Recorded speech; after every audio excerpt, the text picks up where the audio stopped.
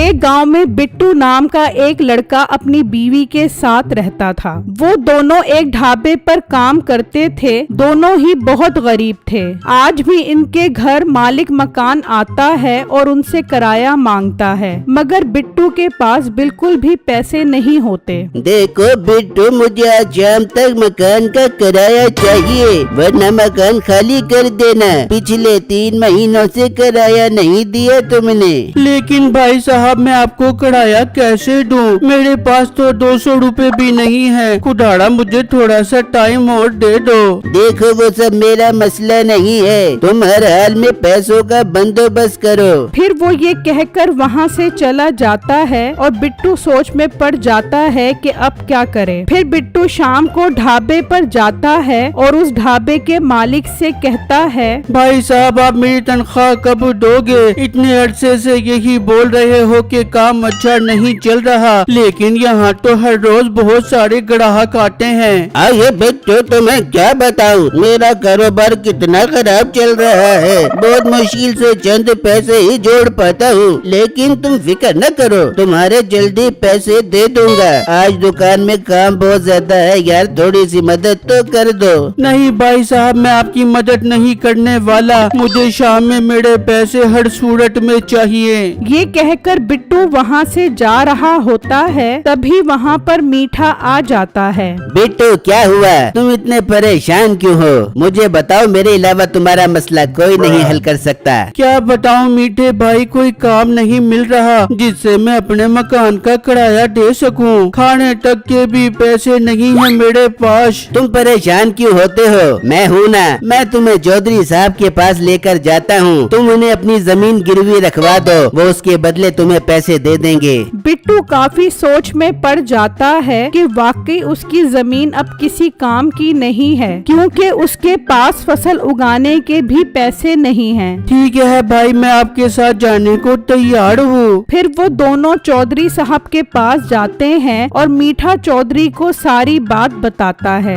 बिट्टू, तुम्हें मैं तुम्हारी जमीन का 1 लाख रुपया दे सकता हूँ। बोलो तुम्हें मंजूर है तो फिर जमीन का सौदा कर लेते हैं। 1 लाख तो बहुत कम है चौधरी साहब। बिट्टू, जो मिल रहा है चुपचाप ले लो, वरना मकान का किराया नहीं दिया तो मालिक तुम्हें घर से निकाल देगा। आगे तुम्हारी मर्जी। ठीक है चौधरी साहब, मुझे ये पैसे दे दो और ये जमीन आपकी हुई। फिर बिट्टू वो पैसे लेकर मकान मालिक के पास जाता है और पिछले किराए के साथ साथ 2 महीनों का एडवांस भी दे देता है। जब बाकी पैसे लेकर घर आता है तो अपनी बीवी से कहता है, बेगम, ये पैसे संभाल कर रखो, ये जमीन के पैसे हैं। इन पैसों से हम आगे कोई काम करने का सोचते हैं। और खाना लेकर आओ, बहुत जोर की भूख लग रही है। बिट्टू, आज खाने में ज्यादा कुछ तो नहीं था, इसीलिए मैंने आलू के पराठे बना लिए हैं। मुझे उम्मीद है आप खाओगे तो आपको बहुत पसंद आएंगे। ठीक है बेगम, फिर जल्दी से आलू के पराठे ले आओ, मुझे बहुत भूख लग रही है। बिट्टू आलू के पराठे खाता है तो हैरान हो जाता है कि इतने मजे के पराठे इसकी बेगम ने कब बनाना सीखे। बिट्टू के दिमाग में एक आइडिया आता है। अरे वाह बेगम, ये तो बहुत मजेदार पराठे हैं, इन्हें खाकर तो मजा आ गया। क्यों ना बेगम, हम बकाया पैसों से एक छोटी दुकान खोलें जिसमें हम आलू के पराठे बेचे। मुझे उम्मीद है हमारा आलू के पराठे का कारोबार चल पड़ेगा। ये तो काफी अच्छा मशवरा है बिट्टू, मैं तो आलू के पराठे भर भर के बनाऊंगी। वैसे भी घर में वेली रह रह के बहुत थक जाती हूँ। फिर वो दोनों बैठकर दुकान के सामान की लिस्ट बनाने की बातें करने लगते हैं और जब सब कुछ हो जाता है तो खुशी खुशी सोने के लिए चले जाते हैं। दूसरी तरफ मीठा इसी ताक में होता है कि कब वो दोनों सोने जाएं और मीठा इनके घर से बाकी के पैसे भी साफ कर दे। फिर जैसे ही वो दोनों सो जाते हैं तो मीठा बहुत खुश होता है और कहता है, शुक्र है ये मोटे पेट वाला गेंडा सो गया है।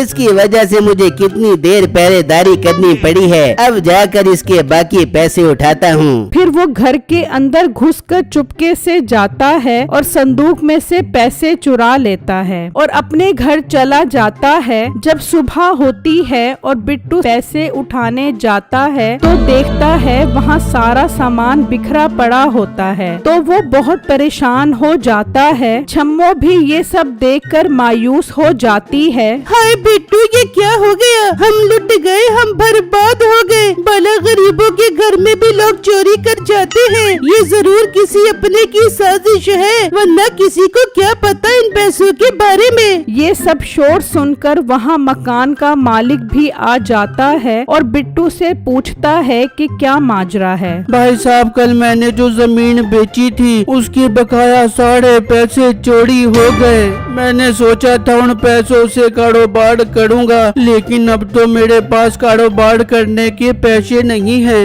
अरे ये तो बहुत बुरा हुआ, मुझे इस बात का बहुत दुख है। बिट्टू तुम फिक्र न करो, बल्कि जो तुमने मुझे एडवांस पैसे दिए थे वो मैं तुम्हें देता हूँ। उनका कारोबार शुरू करो। भाई आपका बहुत शुक्रिया, मैं आपका ये एहसान जिंदगी भर नहीं भूलूंगा। फिर बिट्टू बाजार जाकर वो सारा सामान ले आता है और जल्द ही वो अपना छोटा सा ढाबा खोल लेते हैं। दूसरी तरफ मीठा चोरी के इन पैसों से इस आदमी की दुकान खरीद लेता है जहाँ पहले बिट्टू काम करता था। अब मजा आएगा, सारी जिंदगी दुकान चलाऊंगा और मजे मजे के खाने बनाकर लोगों को महंगे दामों में बेचूंगा और खूब अमीर बन जाऊंगा। जल्द ही बिट्टू की दुकान पर काफी रश लग जाता है और बहुत सारे लोग उसकी दुकान से आलू के पराठे खरीदने आते हैं। तभी एक ग्राहक अपनी बीवी के साथ आता है। बिट्टू भाई, सुना है आपने नई दुकान खोली है, जरा मुझे भी एक पराठा दो। काफी तारीफें सुनी है, इसलिए मेरी बीवी भी साथ आई है। मुझे कह रही थी आज मेरा खाना बनाने को दिल नहीं कर रहा। चलो बिट्टू की दुकान पर चलते हैं और उनसे पराठा खाते हैं आलू वाला।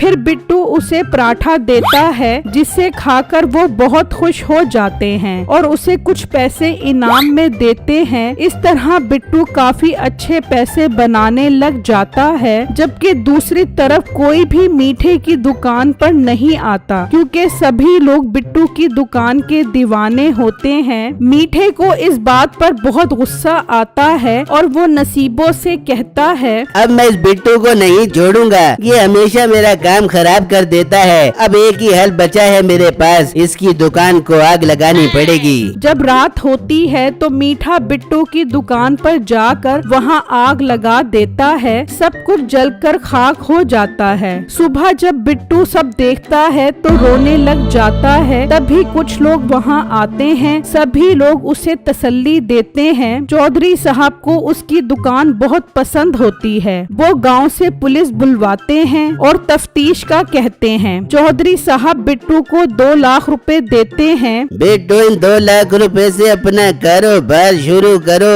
और जब तुम्हारे पास पैसे आ जाएं तो मुझे वापस कर देना। मैं तुम्हारी मदद इसीलिए कर रहा हूँ। तुमने जो जमीन मुझे बेची थी उस पर बहुत अच्छी फसल उगी और मुझे बहुत अच्छा प्रॉफिट हुआ। चौधरी साहब, आपका बहुत बहुत शुक्रिया जो आपने मेरी इतनी मदद की। मैं जल्दी आपके पैसे लौटा दूंगा। फिर देखते ही देखते बिट्टू की दुकान चमकने लगती है और वो अपने लिए गांव में सबसे शानदार घर बनाता है। दूसरी तरफ पुलिस तफ्तीश करती है और मीठे को पकड़ लेती है और वो उसे उल्टा लटका देते हैं। ओए अम्मा, मैं मर गया और मुझे नीचे उतारो। अब तू ऐसे ही सारी जिंदगी लटका रहेगा। अब तेरी यही सजा है। बड़ा तू सियाड़ा बन के लोगों की दुकानों में आग लगाता है। मीठे की 2 नंबरी ने मीठे को इस हालात पर पहुंचा दिया, जबकि बिट्टू की ईमानदारी ने उसे अमीर इंसान बना दिया।